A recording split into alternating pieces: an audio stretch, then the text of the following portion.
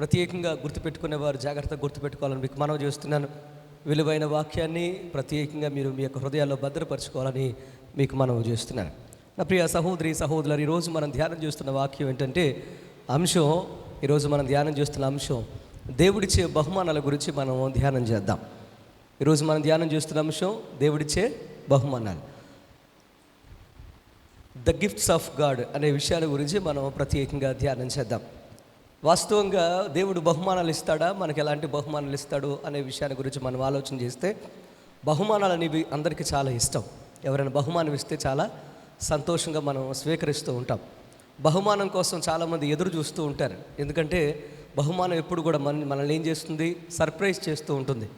అది మనం అనుకోకుండా మనకు వచ్చేది కనుక అది చాలా సంతోషంగా మనం స్వీకరిస్తూ ఉంటాం. నా ప్రియ సహోదరి సహోదరులారా, ఈ రోజున బహుమానాలను తిరస్కరించేవారు ఎవరు ఉండరు. ప్రతి ఒక్కరు కూడా బహుమానాన్ని ఇష్టపడతారు, బహుమానాన్ని తీసుకోవడానికి ఎంతో ఆతృత పడతారు. నా ప్రియ సహోదరి సహోదరులారా, దేవుడు మనుషులకి ఎలాంటి బహుమానాన్ని ఇవ్వాలని ఆశపడతాడు, ఎలాంటి బహుమానాలు ఇస్తాడు అని మనం ఆలోచన చేస్తే, పరిశుద్ధ లేఖనాన్ని, పరిశుద్ధ గ్రంథాన్ని మీరు ఆదికాండం 1వ అధ్యాయమును మొదటి 2 వచనాలు లేకపోతే 2 అధ్యాయాలు మీరు గమనిస్తే, ఆదికాండం 1-2 అధ్యాయాలు మీరు చాలా జాగ్రత్తగా గమనిస్తే, దేవుడు మనుషులకు మొత్తం మీరు పరిశుద్ధ లేఖనాన్ని ప్రత్యేకంగా ఆదికాండంలో గమనించినట్లయితే, దేవుడు మనుషులకు ఆయన బహుమానాలు సిద్ధపరచలేదు, కానీ ఆయన ఏమిచ్చాడంటే వారసత్వాన్ని ఇచ్చాడు.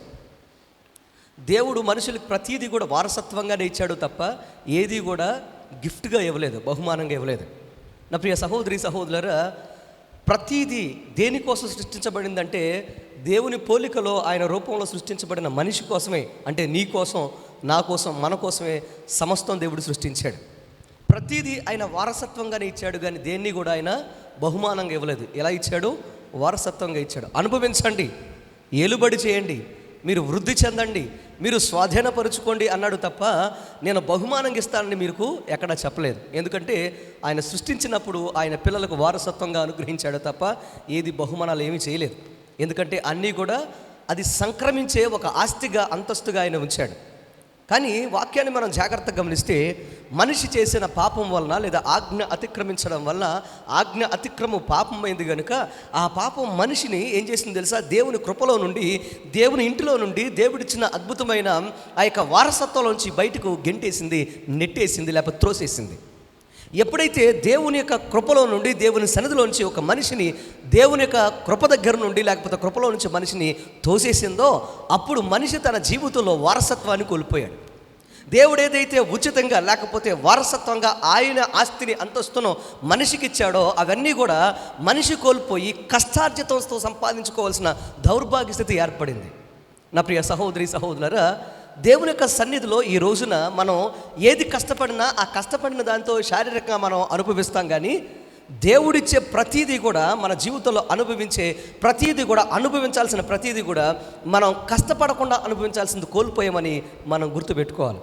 ఒకప్పుడు కష్టపడకుండా అది వారసత్వంగా ఉంది, ఈరోజు మనం కష్టపడి సంపాదించుకోవాల్సి వస్తుంది. అయితే కొన్నాటిని లేకపోతే కొన్ని అనుభవాలను, కొన్ని ఆస్తులను, కొన్ని విషయాలను మనం కష్టపడినా సంపాదించుకోలేము. నీ కష్టముతో, నీ యొక్క శారీరక శ్రమతో, లేకపోతే నీ తెలివితేటలతో, నీ వ్యవసాయ వ్యాపార ఉద్యోగాలతో నువ్వు సంపాదించుకోలేనివి కొన్ని ఉన్నాయి. వాటి కోసం మనిషి తాపత్రయపడుతున్నాడు, వాటి కోసం మనిషి కంగారు పడుతున్నాడు, వాటి కోసం దేవుని పిల్లల సహితం ఎంతో ఆశపడుతూ ఉంటారు. అందుకోసమే దేవుడు మనిషి మీద ఉన్న ప్రేమ వల్ల, లేకపోతే మనుషులు ప్రేమించిన విధానం వల్ల, నిన్ను నన్ను ప్రేమించిన ఆ యొక్క అద్భుతమైన ప్రేమ వల్ల, కృప వల్ల ఆయన ఏం చేస్తున్నాడు తెలుసా? మనుషులకు వాటిని ఏం చేస్తున్నాడు తెలుసా? ఆయన పిల్లలకు ఆయన బహుమానంగా ఇస్తున్నాడు. దేవునికి స్తోత్రం కలుగునుగా. నువ్వు ఆజ్ఞ అతిక్రమం వల్ల వేటినైతే కోల్పోయావో, ఆజ్ఞ అతిక్రమం వల్ల కష్టార్జితంతో వేటినైతే సంపాదించుకోలేకపోతున్నావో, వాటిని దేవుడు ఈ రోజున ఆయన పిల్లలకు, ఆయన నమ్మిన వారికి, ఆయన ఎంతో భయభక్తులు కలిగిన వారికి ఆయన వారసత్వంగా కోల్పోయిన వాటిని ఆయన ఎలా ఇవ్వాలనుకుంటున్నాడు తెలుసా? బహుమానంగా ఇవ్వాలని కోరుకుంటున్నాడు. దేవునికి స్తోత్రం కలుగునుగా. ఈ లోకంలో వేటిని మనం కోల్పోయాం, వేటిని మనం సంపాదించుకోలేకపోయాం, వేటిని మన జీవితంలో కష్టార్జితంతో సంపాదించుకోలేకపోతున్నాం మనం ఆలోచన చేస్తే, చాలా అనుభవాల్ని మన కష్టార్జితం మనం ఎట్టి పరిస్థితులను పొందుకోలేం. ఈరోజు నేను 3 విషయాలు చెప్తాను, జాగ్రత్తగా వినండి. 3 విషయాలు చెప్తాను. ఈ 3 విషయాలు కూడా మీరు జాగ్రత్తగా గమనిస్తే, ఈ 3 విషయాలు మనుషుల కష్టార్జితంతో మనం సంపాదించలేనివి, కేవలం దేవుడే మనకిస్తే తప్ప మనం అది అనుభవించలేనివి. అవి బహుమానంగా దేవుడు మనకి ఇస్తున్నాడు. దేవుడికి స్తోత్రం కలుగునుగా. బహుమానం అనేది ఉచితంగా ఇచ్చేది, బహుమానం అనేది ప్రేమతో ఇచ్చేది, బహుమానం అనేది చెప్పండి అభిమానంతో ఇచ్చేది, బహుమానం అనేది ఉచితం. చెప్పండి, బహుమానం అనేది ఉచితం. అది నువ్వు వెల చెల్లించ అవసరంలా. కానీ దేవుడు మనిషిని ప్రేమించి, నిన్ను నన్ను ప్రేమించి వాటిని మనకు ఎలాగిస్తున్నాడంటే ఉచితంగా ఇస్తున్నాడు. దేవునికి స్తోత్రం కలుగునుగా. యెషయా గ్రంథం 41వ అధ్యాయము 10వ వచనాన్ని మనం చదువుదాం. చూడండి, యెషయా గ్రంథం 41వ అధ్యాయము 10వ వచనం. యెషయా గ్రంథం 41వ అధ్యాయము 10వ వచనం. భూమి దిగంతము నుండి నేను పట్టుకొని దాని కొనల నుండి పిలుచుకొనివాడా, నీవు నా దాసుడవనియు నేను నిన్ను ఉపేక్షింపక ఏర్పరచుకొంటిననియు నేను నీతో చెప్పి ఉన్నాను. నీకు తోడై ఉన్నాను, భయపడకము, నేను నీకు దేవుడనై ఉన్నాను, దిగులు పడకము, నేను నిన్ను బలపరుతును, నీకు సహాయము చేయవాడు నేనే, నీతియు నా దక్షిణ హస్తముతో నిన్ను ఆదుకొందును. దేవునికి స్తోత్రం చెప్పండి. హల్లెలూయా. నా ప్రియ సహోదరి సహోదరులారా, చదవబడిన ఈ యొక్క వచనములో యెషయా గ్రంథం 41వ అధ్యాయము ఈ 10వ వచనంలో, అంటే 9, 10 వచనాల్లో మీరు జాగ్రత్తగా గమనిస్తే ఈ 2 వచనాల్లో ఒక ప్రత్యేకత ఉంది. అదేంటంటే దేవుడు అనేకమైన బహుమానాలు, ఇంచుమించుగా 5 బహుమానాలని ఇందులో దాచిపెట్టాడు. అయితే ఈరోజు మనం 3 బహుమానాల గురించి మనం ధ్యానం చేద్దాం. ఈ వచనాన్ని మనం జాగ్రత్తగా గమనిస్తే మనిషి దేవుని యొక్క కష్టము చేత, లేకపోతే తన కష్టార్జితము చేత, తన శారీరక శ్రమ చేత ఏవైతే పొందుకోలేకపోతున్నాడో వాటిని ఆయన బహుమానంగా ఇవ్వాలనుకుంటున్న ఆ 3 మనం ధ్యానం చేయబోతున్న 3 అనుభవాలు ఏంటంటే, మొట్టమొదటి he gives serenity. He gives serenity. మొట్టమొదటి ఏంటంటే ఆయన తన ప్రజలకు ఇవ్వాలనుకుంటుంది సెనరిటీ, అనగా SENERITY, అంటే SERENITY సెనరిటీ అని అంటే దాని అర్థం ఏంటంటే, నా ప్రియ సహోదరి సహోదరులారా, క్షమించండి నేను తప్పు పలికాను.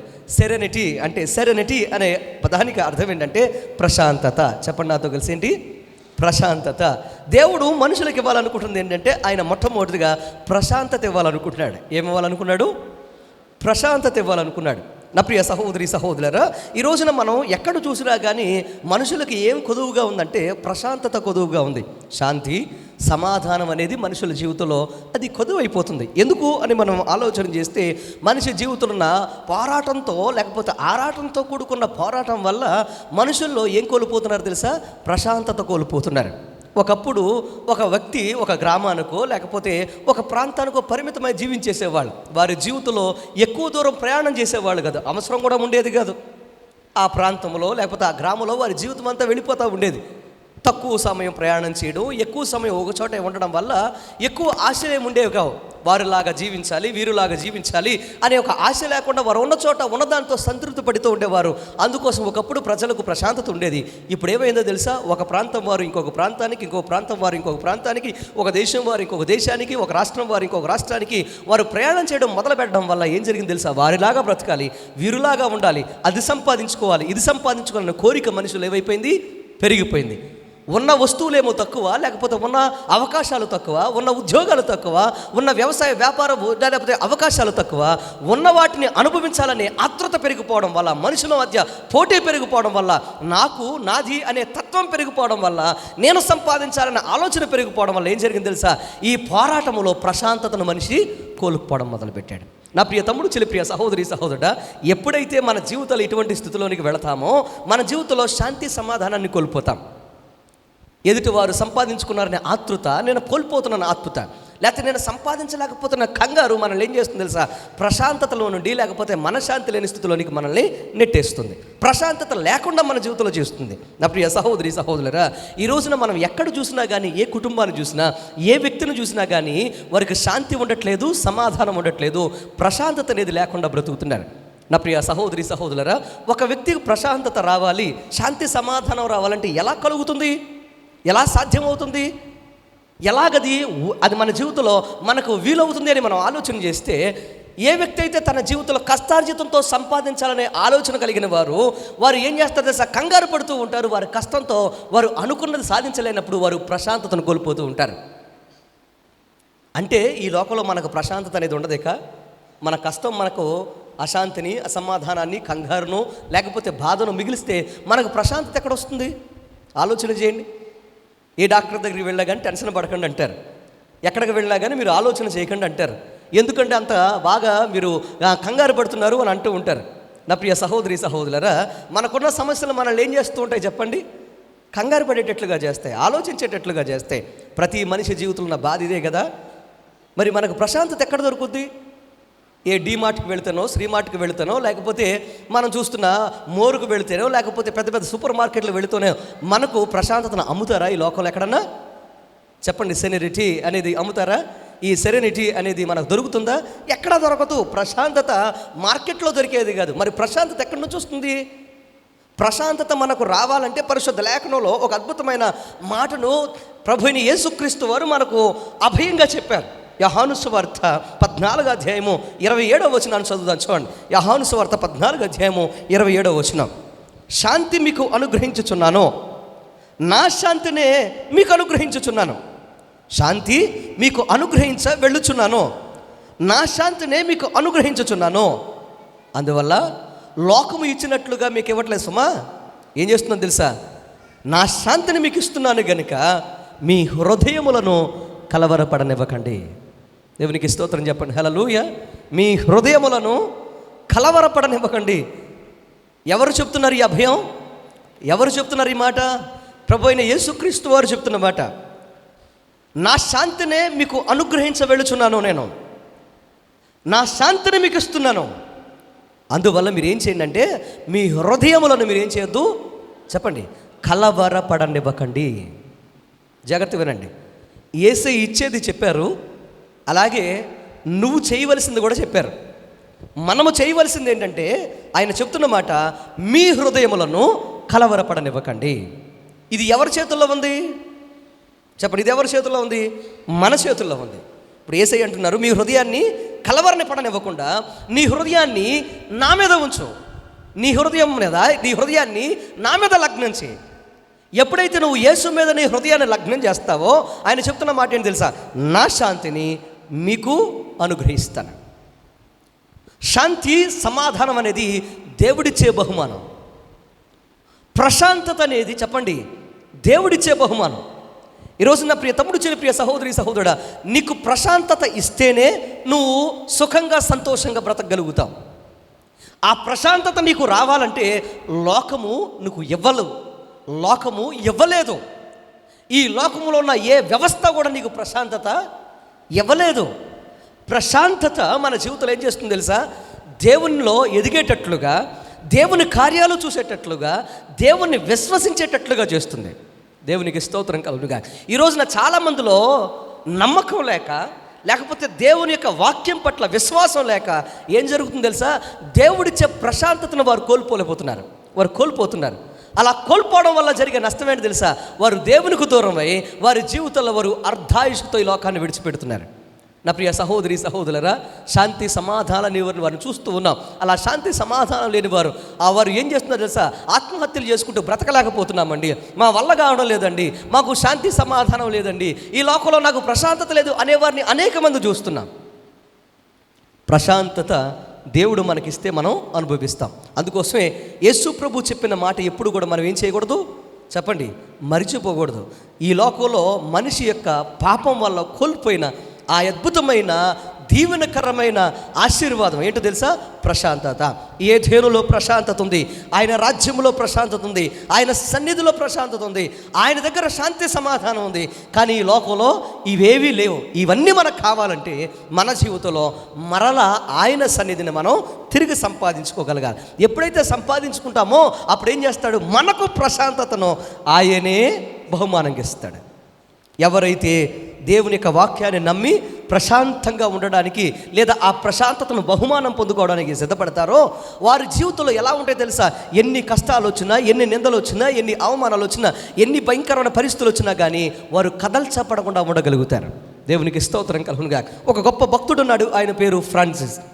నా ప్రియ సహోదరి సహోదరులు, ఫ్రాన్సిస్ అనే ఒక గొప్ప భక్తుడు గొప్ప సేవ చేశాడు. ఆయన తన జీవితంలో వైరాగ్యమైన భక్తి చేస్తూ తన జీవితంలో ఒక మాంకుగా ఉండిపోయాడు, అంటే ఒక సన్యాసిగా ఉండిపోయాడు. ఒకరోజు ఆయన ఒక చోట తన యొక్క పని చేసుకుంటున్నాడు, ఒక తోట పని చేసుకుంటా ఉంటే ఒక వ్యక్తి వచ్చి ఇలా అన్నాడు, ఏమనంటే ఈయన ఎలాగైనా కంగారు పెట్టాలనే ఉద్దేశంతో ఈ యొక్క ఫ్రాన్సిస్ గారితో ఈ భక్తుడితో ఇలా అన్నాడు, ఏమండి ఫ్రాన్సిస్ గారు, ఒకవేళ ఈ రోజు కనుక మీకు చివరి రోజు అనుకోండి, సాయంత్రానికి మీరు చనిపోతారు అని మీకు తెలిస్తే మీరు ఏం చేస్తారండి అని అన్నాడు.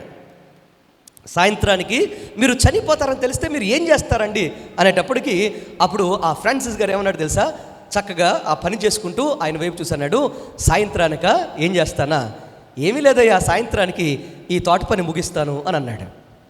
ఏం చేస్తాడు, సాయంత్రానికి ఈ తోట పని ముగిస్తాను అని అన్నాడు.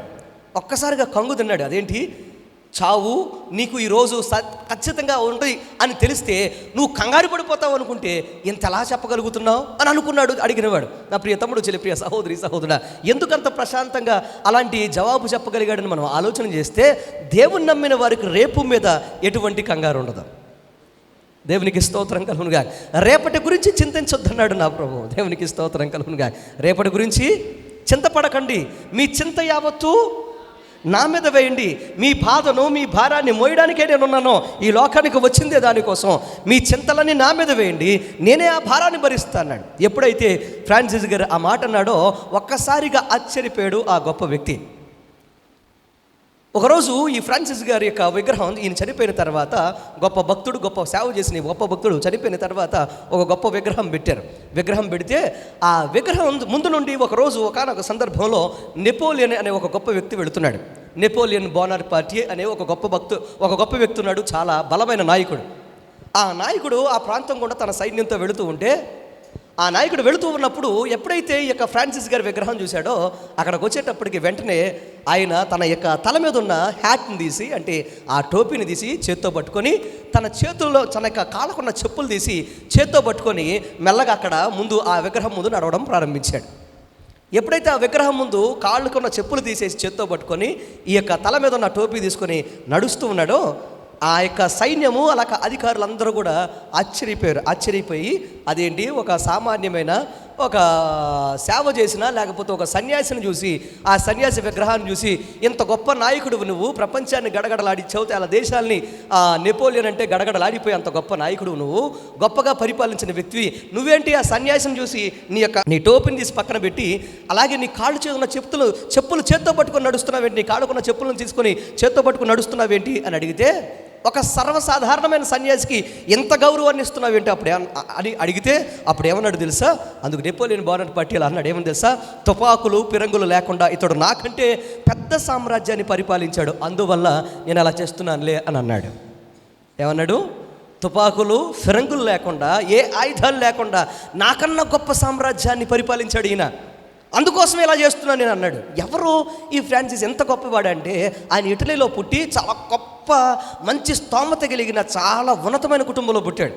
ఇటలీలో చాలా ఉన్నతమైన కుటుంబంలో పుట్టి దేవుడు ఎప్పుడైతే పిలిచాడో తనకున్న ఆస్తిని, అంతస్తును, తన పేరు వచ్చిన ప్రతీది కూడా పేదల కోసం దారిపోసి దేవునికి ఇచ్చేసి దేవుని సేవ చేసిన గొప్ప వ్యక్తి. ఒక సన్యాసిగా తన జీవితాన్ని జీవించాడు. అలాంటి సన్యాసిగా జీవించి ప్రజల కోసం బ్రతికాడు.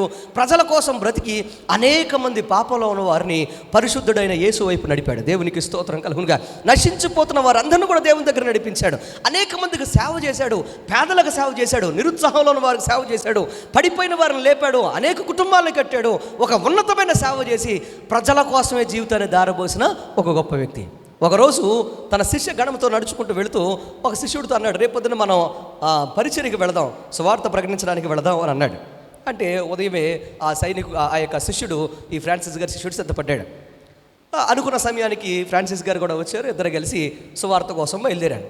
వారు వెళుతుండగా కొద్దిసేపు నడుచుకుంటూ వెళ్ళేటప్పటికి ఈ లోపల ఒక ముసలావిడి ఏం చేస్తుందంటే, ఒక పెద్ద బరువును తల మీద ఎత్తుకోవడానికి ఇబ్బంది పడుతూ, ఆ తల మీద ఆ బరువును ఎత్తుకోవడానికి అవకాశం లేక ఇబ్బంది పడుతూ ఉంది.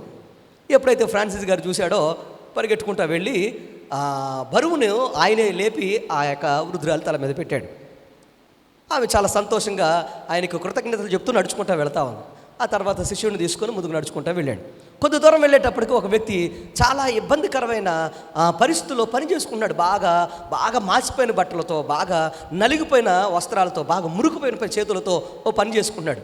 గబగబా వెళ్ళి అతన్ని పలకరించి అతనికి షేక్ హ్యాండ్ ఇచ్చాడు. అతనికి షేక్ హ్యాండ్ ఇస్తే ఆయన ఇబ్బంది పడ్డాడు. నేను మురుగ్గా ఉన్నాను, పర్లేదు నాయన అని షేక్ హ్యాండ్ ఇచ్చాడు. అతన్ని భుజాన్ని తట్టాడు, బాగున్నావు అని పలకరించాడు. మరలా కొంచెం ముందుకు నడిచాడు. కొంచెం ముందుకు నడిచేటప్పటికి ఒక వ్యాధిగ్రస్తుడు కనపడ్డాడు. వ్యాధిగ్రస్తుడు కనపడేటప్పుడు గబగబా దగ్గరికి వెళ్ళి అతన్ని పట్టుకొని అతని కోసం ప్రార్థన చేశాడు.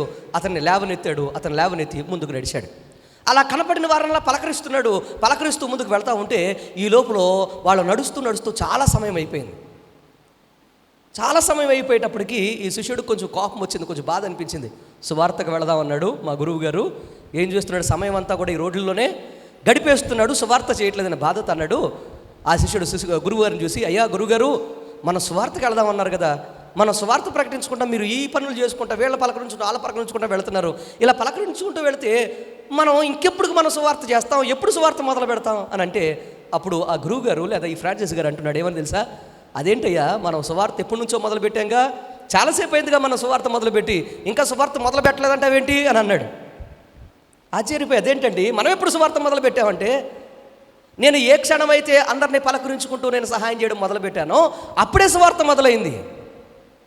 ఏదో మూలకెళ్ళి ఇప్పుడు నేను బోధిస్తూ ఉంటే లేదా నువ్వు బోధిస్తూ ఉంటే జరిగే ఒక కార్యము కన్నా, ప్రజలు దేవుని గురించి తెలుసుకోవడం కన్నా, దేవుని ప్రేమను క్రియల్లో మనం ఎప్పుడైతే చూపించడం మొదలు పెడతామో అప్పుడు అంతకన్నా ఎక్కువగా వారు ఏం చూస్తారు తెలుసా, మనలోని ప్రవర్తన చూస్తారు.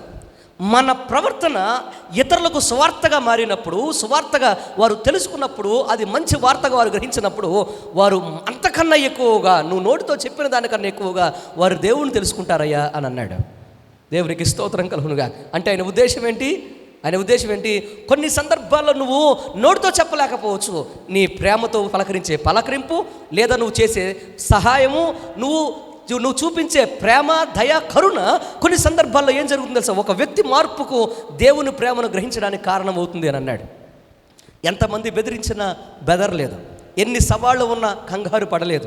తన జీవితం అంతా దేవునికి అర్పించి అంత కూల్గా, అంత ఏం కలవరాలు లేకుండా ఎలా నలవగలిగాడో గొప్ప భక్తుడు అంటే, ఆ గొప్ప భక్తుని జీవితంలో ఏం జరిగిందో తెలుసా, తన జీవితంలో అన్ని దేవునికి ఇస్తే దేవుడు అతనికి ఏమిచ్చాడు, ప్రశాంతత ఇచ్చాడు. దేవునికి స్తోత్రం కలుగునుగా. తనకు ప్రశాంతత దేవుడిచ్చాడు కనుక ప్రశాంతంగా దేవుని కోసం బ్రతికాడు. గొప్ప వ్యక్తిగా ఆయన యొక్క జీవితంలో జీవించి తన బ్రతుకంతా కూడా దేవుని కోసం దారిపోసి ఒక గొప్ప భక్తుడిగా చరిత్రలో నిలిచిపోయాడు. అనేక మంది మార్పుకు కారణమయ్యాడు. దేవునికి స్తోత్రం కలుగునుగా. నా ప్రియ తమ్ముడు, చెల్లి, ప్రియ సహోదరి, సహోదరుడా, ఈరోజు మరి నీ జీవితంలో ఏది నిన్ను కలవర పెడుతుంది? ఈ రోజున నీ జీవితంలో ఏది నిన్ను కంగారు పెడుతుంది? ఈ రోజున నీ జీవితంలో ఏది నిన్ను అనేక రకాలుగా ఇబ్బంది పడేటట్లుగా చేస్తుంది? ఎలాగ నువ్వు అనేక మందికి చేరువవుతున్నావు? నీ ప్రేమతో కూడుకున్న మాట నీ కుటుంబాన్ని మారుస్తుందా? నీ భర్త, నీ భార్యని మారుస్తుందా? నీ ప్రేమతో కూడుకున్న నీ పలకరింపు నీ చుట్టుపక్కల వారిని ప్రభావితం చేస్తుందా? ఎల్లప్పుడూ ఇతరుల మీద గొడవలు పడుతూ, ఎప్పుడు ఎవరినో ఒకళ్ళని ఇసుక్కించుకోలేకపోతే నువ్వు నీ జీవితంలో జీవిస్తూ ఉంటే ఇంకెప్పుడు దేవుని ప్రేమను వారికి చూపించి నువ్వు దేవుని దగ్గరికి నీ చుట్టుపక్కల వారిని నడిపిస్తావు? ఇప్పుడు నా ఆలోచన చేశారా? దేనినైనా ప్రేమతో గెలవాలి, దేనినైనా దేవుని కోసం నువ్వేం చేయాలి చెప్పండి? బ్రతికి గెలవాలి, జీవించి గెలగాలి. అందుకోసమే ప్రవర్తన అనేది చాలా చెప్పండి ప్రాముఖ్యమైన విషయం. దేవునికి స్తోత్రం కలుగునుగా. సో ప్రవర్తన నీకుంటే, మంచి ప్రవర్తన నీదైతే నువ్వు అనేక మందిని ఏం చేస్తావు? దేవుని కోసం గెలుస్తావు. ఒక కార్యవర్గంలో, లేకపోతే ఒక వ్యవసాయంలో, లేకపోతే ఒక వ్యాపార స్థలంలో, ఒక ఉద్యోగ స్థలంలో, లేదా ఒక నీ యొక్క పనిచేసే చోట నువ్వు మంచి వ్యక్తిగా ఉండగలిగితే ఆ మంచితనమే నేను ఏం చేస్తుంది తెలుసా? అనేక మందిని నీలో దేవుని గుర్తించేటట్లుగా చేస్తుంది. దేవునికి స్తోత్రం చెప్పండి, హల్లెలూయ. సో ఆ గొప్ప భక్తుడు తన జీవితంలో అలా జీవించి అనేక మందిని దేవుని దగ్గరికి తిప్పితే మన జీవితంలో మనము కూడా దేవుని దగ్గరికి ఎప్పుడైతే వస్తామో అప్పుడు మన జీవితంలో ఆయన ప్రశాంతత అనే ఒక అద్భుతమైన బహుమానం నీకు ఇచ్చి నేను ముందుకు నడిపిస్తాడు. నా ప్రియ సహోదరి, సహోదరులారా, ఈ వాక్యంలో రెండవది మనం నేర్చుకోవాల్సిన అద్భుతమైన అంశం ఏంటంటే, దేవుడు మనుషులకు ఇస్తున్న బహుమానాల్లో రెండవ బహుమానం అది ఏంటి అంటే, హీ గివ్స్ సెక్యూరిటీ. ఆయన ఏమిస్తాడు? మన జీవితంలో ఏమిస్తాడు? ఆయన మనకు సెక్యూరిటీ ఇస్తాడు. అంటే ఆయన మనకు భద్రత ఇవ్వబోతున్నాడు. దేవునికి స్తోత్రం కలుగునుగా, హల్లెలూయ. మొట్టమొదటి ఏమిస్తాడు? ఆయన ప్రశాంతత ఇస్తున్నాడు. రెండవది భద్రత ఇస్తున్నాడు. నా ప్రియ సహోదరి, సహోదరులారా, వాక్యాన్ని మీరు గమనిస్తే, భయపడకము 10వ వచనం మీరు గమనించండి. 41వ అధ్యాయం యెషయా గ్రంథం 41వ అధ్యాయం 10వ వచనం మీరు గమనిస్తే, భయపడకము, నేను నీ దేవుడునై ఉన్నాను. దేవునికి స్తోత్రం చెప్పండి, హల్లెలూయ. భయపడద్దు, నేను నీ దేవుడినై ఉన్నానని దేవుని వాక్యం సెలవిస్తుంది. నా ప్రియ తమ్ముడు, చెల్లి, ప్రియ సహోదరి, సహోదరుడా, ఈ రోజున మనం ఎక్కడ చూసినా కానీ మనుషులు అభద్రతా భావంలో జీవిస్తున్నారు. చూడండి, నేను భద్రంగా ఉండాలని చాలామంది ఏం చేస్తూ ఉంటారు ఈ లోకంలో అంటే, భద్రత కోసం కొంతమంది స్టాక్ ఎక్స్చేంజ్లో వారు ఇన్వెస్ట్ చేస్తూ ఉంటారు, కొంతమంది షేర్ మార్కెట్లో ఇన్వెస్ట్ చేస్తూ ఉంటారు, ఇంకొంతమంది బ్యాంక్స్లో బాండ్లు కొంటూ ఉంటారు, లేకపోతే బాండ్స్ కొని వారు అందులో ఇన్వెస్ట్ చేసి నేను భద్రంగా ఉండాలనుకుంటారు. ఇంకొంతమంది ఇన్సూరెన్స్ కంపెనీలో ఇన్సూరెన్స్ తీసుకుంటూ ఉంటారు, అనుకుంటారు ఏంటంటే నేను భద్రంగా ఉండాలి, నా కుటుంబం చెప్పాలండి, మేము భద్రంగా ఉండాలి, మా కుటుంబం భద్రంగా ఉండాలి, మా భద్రత కోసం మేము ఇన్సూరెన్సులు చేస్తున్నాము అని అనుకుంటారు. నా ప్రియ సహోదరి, సహోదరులు, ఇంకొంతమంది రియల్ ఎస్టేట్లు చేస్తూ ఉంటారు, భూములు కొని ఆ భూములో ఇన్వెస్ట్ చేసి ఆ భూములు అమ్ముతూ వచ్చే ఆదాయం ద్వారా మేము భద్రంగా ఉండొచ్చు అని తాపత్రయపడుతూ ఉంటారు. ఇంకొంతమంది వ్యాపారాల మీద ఇన్వెస్ట్ చేస్తే, ఇంకొంతమంది కారులో లేకపోతే ఇళ్ళో కట్టుకొని వారు ఏమనుకుంటారంటే కారులు కొనుక్కుని ఏదో రకంగా మేము భద్రంగా ఉండాలి, మా కుటుంబాలు భద్రంగా ఉండాలని తాపత్రయపడుతూ ఉంటారు. నా ప్రియ సహోదరి, సహోదరులారా, మనం గమనిస్తే ఎంత భద్రంగా ఉండాలని స్టాక్ ఎక్స్చేంజ్లో ఇన్వెస్ట్ చేసో లేకపోతే బాండ్స్ కొనో లేకపోతే ఇన్సూరెన్స్ చేసో ఇన్ని చేసినా కానీ still they are in insecurity. ఎంతగా వారు భద్రంగా ఉండాలి ఎన్ని రకాల ప్రయత్నాలు చేసినా కానీ దే ఫీల్ ఇన్సెక్యూరిటీ. అంటే వారు ఏం చేస్తారు తెలుసా, ఇంకా అభద్రతా భావంతోనే జీవిస్తున్నారు. పెట్టుబడి పెట్టిన పెట్టుబడులు మనకు భద్రతనివ్వట్లేదు, లేకపోతే మనం జీవించే జీవితంలో మనం చేసిన ఏ ప్రయత్నం కూడా మనకు భద్రత కలిగిన భావం ఇవ్వట్లేదు. నా ప్రియ సహోదరి, సహోదరులారా, భూమి మనకు భద్రత ఇవ్వలేకపోతుంది, పొలం మనకు భద్రత ఇవ్వలేకపోతుంది, ఇన్సూరెన్స్ మనకు భద్రత ఇవ్వలేకపోతుంది. నా ప్రియ సహోదరి, సహోదరులారా, నీ జీవితంలో ఏవి సంపాదించిన సంపాదన, బంగారం, వజ్ర వైడూర్యాలు ఏవి నీకు భద్రత ఇవ్వలేకపోతున్నాయి, భద్రంగా ఉన్ననే ప్రశాంతత ఇవ్వలేకపోతున్నాయి. ఎందువల్ల ఎప్పుడైనా ఆలోచన చేశారా అని అంటే, నా ప్రియ సహోదరి, సహోదరులారా, ఈ లోకంలో నువ్వు మెటీరియల్ థింగ్స్ ఏది సంపాదించినా, అంటే నువ్వు కష్టార్జితంతో నువ్వు ఏది సంపాదించుకుంటా వెళ్ళినా అది రేపు ఉంటుందో లేదో నీకు తెలియదు. రేపు ఉంటుందో లేదో నీకు చెప్పండి తెలియదు. ఒకప్పుడు నా చిన్నప్పుడు నేను గమనిస్తుండేవాడిని, అంటే ఒకప్పుడు అంటే చిన్నప్పుడు, అలాగే ఈ మధ్యకాలంలో ఒక 5-6 సంవత్సరాల క్రితం కూడా ఏం చేస్తూ ఉండేవాళ్ళు తెలుసా, ఇంటికి వచ్చి కొంతమంది టింగ్ టింగ్ టింగ్ అని కొట్టేవాళ్ళు, సాయంత్రం అయ్యేటప్పటికి టింగ్ టింగ్ టింగ్ అని కొట్టేవాళ్ళు. లేకపోతే ఒక బండి వచ్చేది కిక్ అని కొట్టి వచ్చేస్తూ ఉండేది. ఒక బండి వచ్చి కిక్ అని కొట్టగానే లోన్ నుంచి వెంటనే ఒక అట్టమొక్క ఒక లాంటి ఇలా ఉంటుండే, ఒక పేపర్ తీసుకుని వెళ్ళేవాళ్ళు, ఇలా పట్టుకుని వెళ్ళి ఇలా చూపించగానే ఎంతమా 200, 300, ఎంత అనేది అని రాసుకునేవాళ్ళు, రాసుకుని వెళ్ళిపోతూ ఉండేవాళ్ళు. ప్రతి ఒక్కరు కూడా ఏ ఇంటికి వెళ్ళినా కానీ అందరు కట్టేస్తూ ఉండేవాళ్ళు. ఏంటది చెప్పండి, ఏంటది చెప్పాలి?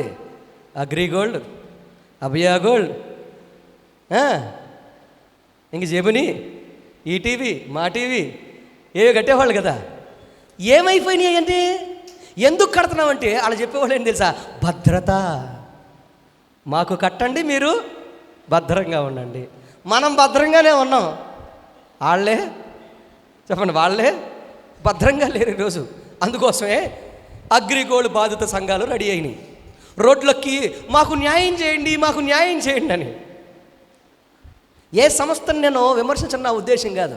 నా ప్రియ తమ్ముడు, చెల్లి, ప్రియ సహోదరి, నువ్వు దేంట్లో ఇన్వెస్ట్ చేయి, బ్యాంకులో ఇన్వెస్ట్ చేయి, ఇన్సూరెన్స్ కంపెనీలో ఇన్వెస్ట్ చేయి, లేకపోతే ఏదైనా కొను, రేపు ఉంటుందో లేదో నీకు తెలియదు. ప్రతిదీ లోకంలో అన్సర్టినిటీయే, ఏది కూడా శాశ్వతంగా ఉంటుందని మనం చెప్పలేకపోతున్నాం. నా ప్రియ తమ్ముడు, చెల్లి, ప్రియ సహోదరి, సహోదరుడా, పరిపూర్ణమైన భద్రత, రక్షణ, నెమ్మది, సంతోషం, ఆరోగ్యం ఎవరివ్వగలరు ఈ లోకంలో? తమ్ముడు, చెల్లి, ప్రియ సహోదరి, సహోదరుడా, ఒక్కసారి ఎవరైనా ఈ లోకంలో ఇలా అన్నారనుకో నీతో, ఒక ఎంపీ గారు, ఒక ఎమ్మెల్యే గారు, నేనున్నాను నీకు, నేను నీ వాడిని, నీ దాన్ని అంటే నువ్వేం చేస్తావు?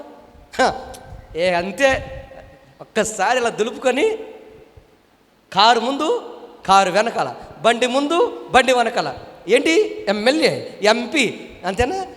మనం చూస్తూ ఉంటాం కదా, స్టిక్కర్లు అతికించుకొని. ఏమన్నంటే నాకు ఎవరున్నారు, నేను ఎవరినే, ఎంపీ మనిషిని, ఎమ్మెల్యే మనిషిని. ఎంపీలు ఎమ్మెల్యేలు దాకా ఎందుకులే, ఒక సర్పంచ్ మీ వాళ్ళు అయితే అసలు మీ ఫీలింగ్ ఎలా ఉంటుంది? అసలు మనం పట్టుకోగలమా? ఒక సర్పంచే మనవాడైతే నేను ఉన్నాను రా అంటే చాలు, ఇక మనం తట్టుకోలేము, అసలు మనం ఆగంగా.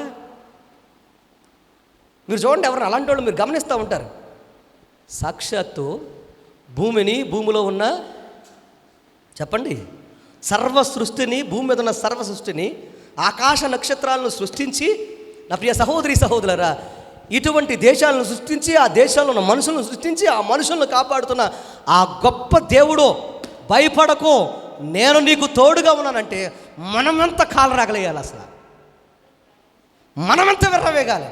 కానీ ఒక్కళ్ళకు కూడా నేను నీకున్నాను భయపడొద్దన్నా కానీ మనం కంగారు పడకుండా ఉంటాం.